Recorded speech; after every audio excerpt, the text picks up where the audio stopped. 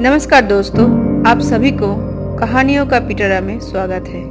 हर दिन नई नई कहानी लेके आप लोगों के सामने आएंगे, वादा करते हैं। अब बस इस चैनल को जल्द से जल्द सब्सक्राइब करें। तो सुनिए आज की कहानी।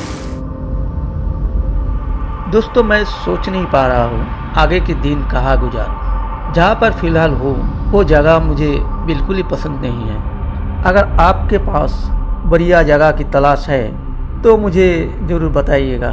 हाँ, लेकिन उससे पहले मुझे जानना भी चाहिए मैं कौन हूँ। तो सुनिए मेरी दास्तान। कुछ दिन पहले मुझसे एक गलती हुई थी।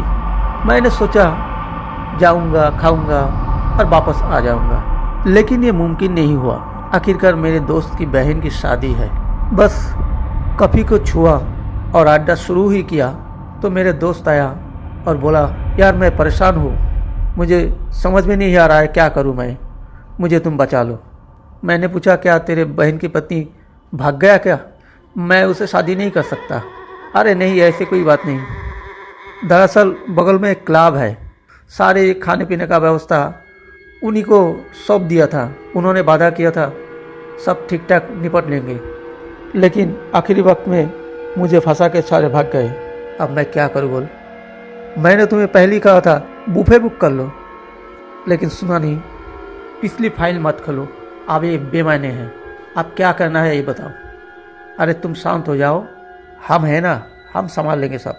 और तब से हम लोग 3-4 घंटे इस तरफ चंपा भाभी के मछली का ख्याल, उस तरफ कल्लल चाचा का मांस का ख्याल, उनके बच्चों का रसगुल्ला आदि का ख्याल, इन सब में गुजार दिए। इस कश्मकश में कब रात का 1 बज गया हमें अंदाजा ही नहीं हुआ। लंबे समय से खाना परसते परसते खुद की खाने की इच्छा ही खत्म हो गई और हम सिर्फ दही खा के निकल पड़े। मुझे अकेला ही घर लौटना था, क्योंकि मेरे अलावा कोई साउथ की तरफ नहीं जाने वाला था। मेरे दोस्त ने कई बार वही रहने का अनुरोध किया, लेकिन मुझे सुबह जल्दी ऑफिस में जाना है, इसलिए कहा मैं टैक्सी लेके चला जाऊंगा, चिंता मत करो। लेकिन जब मेन सड़क पे आया तो मैं दंग रह गया। ना कोई गाड़ी दिख रही है, ना कोई इंसान, और इसके साथ साथ बारिश भी शुरू हो गई। मुझे खुद को बारिश से बचाना था, इसलिए जैसे ही देखा एक पान की गुमटी उसी तरफ बढ़ा, लेकिन वहाँ जाते ही और एक समस्या खड़ी हो गई। वहाँ एक कुत्ता अंधेरे में सो रहा था। उसकी पूंछ पर मेरे पैर पड़ते ही वो चिल्ला उठा और मैं डर के मारे सड़क पर आकर गिरा। उसी वक्त 2 रोशनी मेरी तरफ तेज़ रफ्तार से आ रही थी। मैं तो सड़क के बीच आ ही गया था। दिलो जान से उस बस को रोकने की कोशिश कर रहा था। बस, टैक्सी, ट्रक, जो भी हो, उसे रुकना है।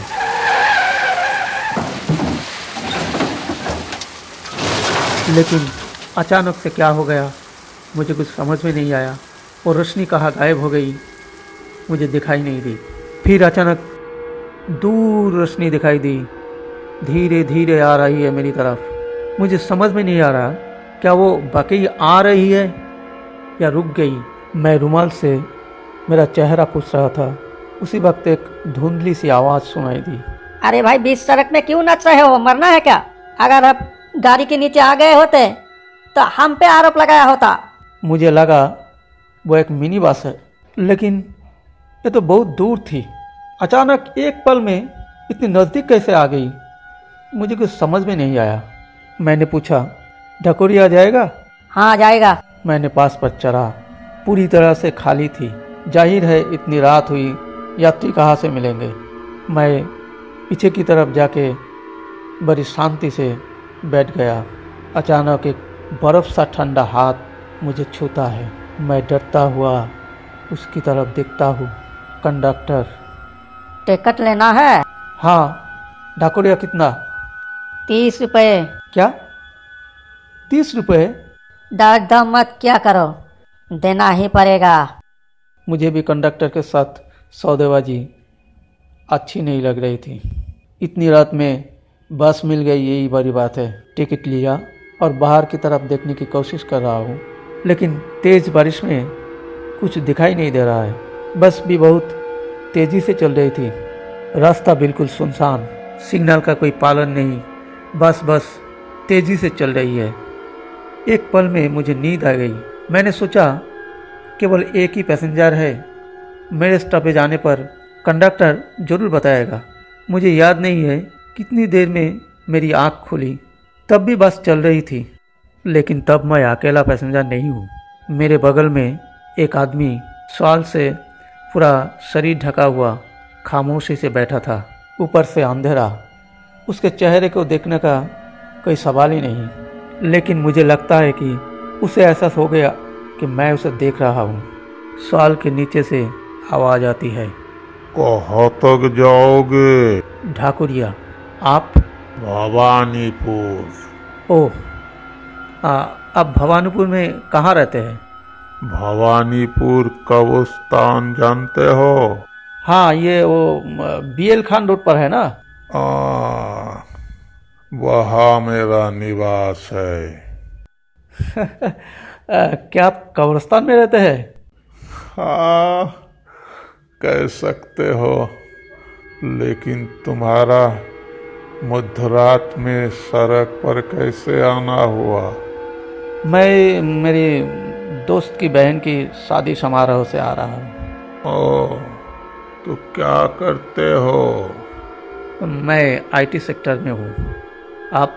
आज मैं कुछ नहीं करता, लेकिन एक वक्त था मैं खेल कूद के साथ जुड़ा हुआ था। खेल कूद मतलब क्रिकेट या फुटबॉल? दोनों में से किसी के साथ नहीं। मैं एक बक्सर था। क्या कह रहे हैं आप? आप एक बक्सर है?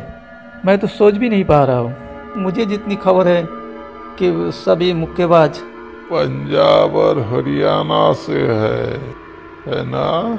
हाँ। लेकिन इसकी शुरुआत बंगाली ने ही किया था। कृपया आपका नाम बताइएगा। प्रणब राय। और मैं अभिषेक चंदा हूँ। क्या आपका परिवार आपके साथ है? नहीं, सारे बिखरे हुए हैं। मेरा एक भाई है अर्नब राय, वो पार्क स्ट्रीट में है। ओह, अच्छा। आप मुक्केबाजी में कैसे प्रवेश किए थे? एक लंबे अरसे की बात है।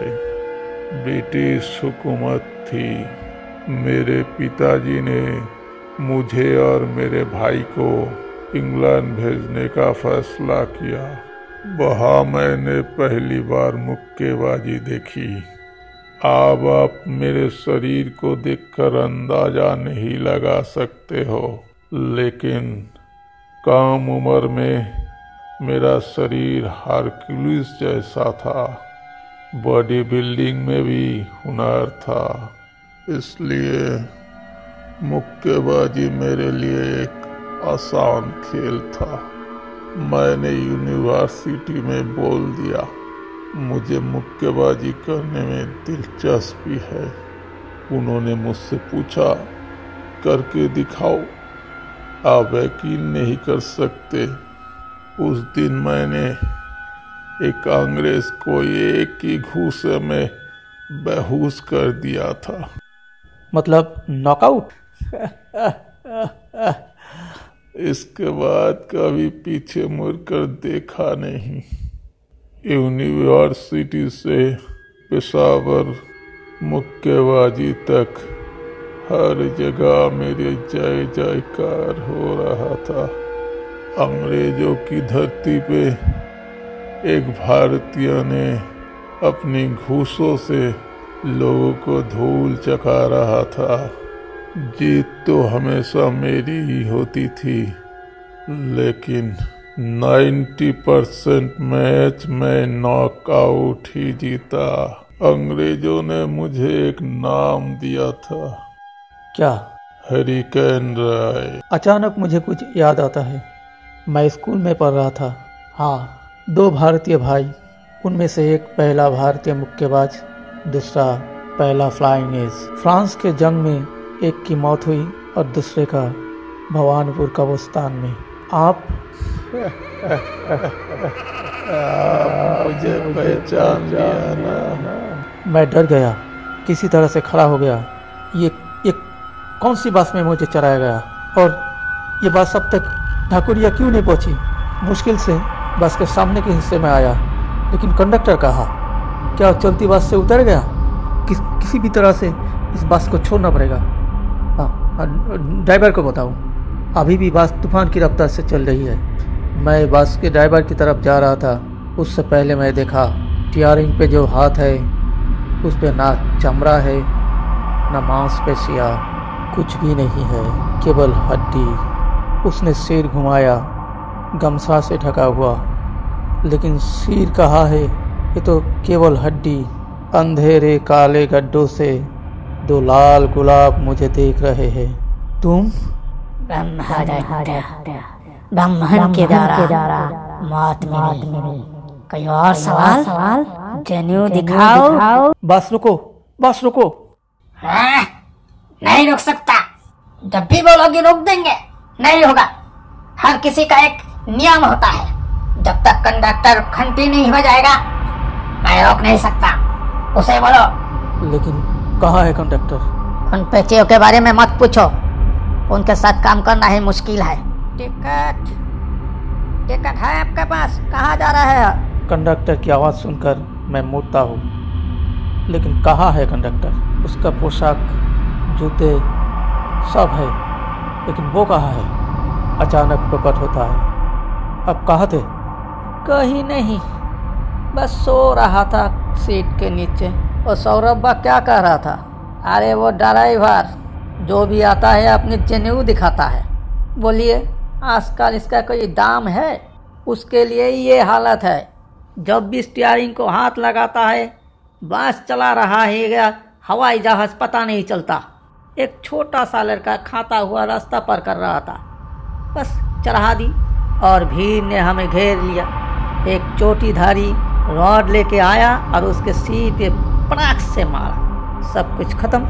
मैं खिड़की से भागने की कोशिश कर रहा था, लेकिन नहीं हो सका। वो मुझे भी खत्म कर दिया। उसकी मृत्यु क्या ब्रह्मांड से हो गई थी? झूठ मत बोल, तूने मुझसे कहा सड़क खाली है, तेजी से चला। ओह, वो मेरी गलती थी। तुम्हारी बड़ी बड़ी आंखें क्या कर रही थी? क्या तुम नहीं देख रहा था कि एक बच्चा गुजर रहा है? अजीब बात है। सौरभ स्टीयरिंग छोड़कर आ रहा है इस तरफ। ओह, आज फैसला कर ही लेंगे। एक बार ईटा पड़ने से मरा था, अब मेरे हड्डी पड़ने से मरेगा तू। फिर भी मैं बड़े भाई की तरह सम्मान कर रहा था, लेकिन वो इंसान की जिंदगी थी और आज न तू इंसान है न मैं इंसान हूँ। आज मामला अलग है। आज तेरा चमड़ा उतारेंगे। ये क्या हो रहा है? चारों तरफ खटाखट आवाज़ आ रही है। कई लोगों की लड़ने की आवाज़, हड्डियों की कुचलने की आवाज़, और ड्राइवर सीट पर कोई नहीं है। लेकिन बस तेज़ी से चल रही है, किसी भी वक्त बस पलट सकती है। और ये कौन है? तपन का बड़ा भाई, 3 महीने पहले जो बस एक्सीडेंट में मारा गया था। और मेरे पीछे कोई बैठा है, मैं उसे भी जानता हूँ। वो चलती बस पकड़ने के चक्कर में बस के नीचे आ गया था। एक और, वो हमारी नौकरानी का बेटा, वो भी बस के नीचे आ गया था। हड्डियों को कुचलने की आवाज़, शोर शराबा, मारामारी। मैं तो बहरा हो जाऊंगा। अचानक एक और आवाज़ आती है। मुझे लगता है बस पलट गई और मैं बस से बाहर निकल गया। मुझे सिर पे एक झटका महसूस हुआ और उसके बाद सब शांत और अंधेरा। मैं कब तक बेहोश पड़ा था मुझे पता नहीं। कोयल की आवाज़ सुनकर मेरा ज्ञान वापस आया। तब एहसास हुआ कि मैं एक तालाब के पास पड़ा हूँ। मुझे कोई दर्द नहीं महसूस हो रहा था। मैं समझने की कोशिश कर रहा था। शरीर पे हाथ लगाया तो महसूस हुआ कि मेरे शरीर में ना चमड़ा है ना मांस, केवल हड्डी। आंखें छूने की कोशिश की, उंगली गड्ढे में घुस गई। आंखें भी नहीं रही, उनकी जगह 2 छेद है। अचानक पीछे से आवाज़ आई। अभिषेक, अभिषेक, क्या ठाकुरिया में रहोगे या मेरे साथ भवानीपुर का गुलिस्तान? धन्यवाद दोस्तों।